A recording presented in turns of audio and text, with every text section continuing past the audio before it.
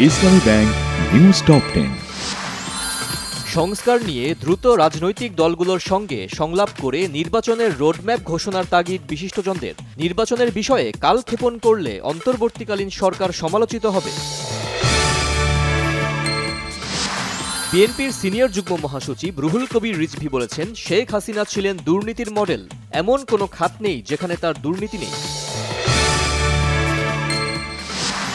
দুর্বল ও সবল মেডিকেল কলেজগুলোকে একীভূত করার কথা ভাবছে সরকার, জানালেন স্বাস্থ্য উপদেষ্টা। জানান, দেশে আরও বেশি চিকিৎসক ও নার্স প্রয়োজন। বাজারে চিকন চালের দাম বাড়ছেই, এতে অসন্তুষ্টি বাড়ছে জনমনে। সপ্তাহের ব্যবধানে চিকন চালের দাম বেড়েছে 2 থেকে 3 টাকা। মিয়ানমার থেকে আমদানি করা 22,000 মেট্রিক টন আতপ চাল এসে পৌঁছেছে চট্টগ্রাম বন্দরে।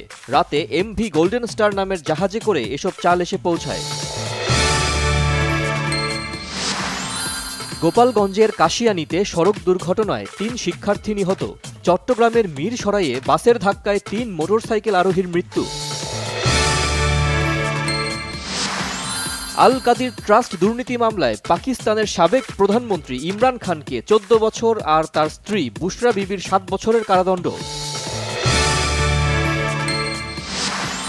যুক্তরাষ্ট্রের ক্যালিফোর্নিয়া অঙ্গরাজ্যের লস অ্যাঞ্জেলসে দাবানলের তীব্রতা কমলেও এখনও নিয়ন্ত্রণে আসেনি। আইসিসি চ্যাম্পিয়ন্স ট্রফি শুরুর 1 মাসে পদত্যাগের ঘোষণা বাংলাদেশের ফিল্ডিং কোচ নিক পোথাসের, নিশ্চিত করেছেন বিসিবির ক্রিকেট অপারেশনসের ভারপ্রাপ্ত প্রধান শাহরিয়ার নাফিস।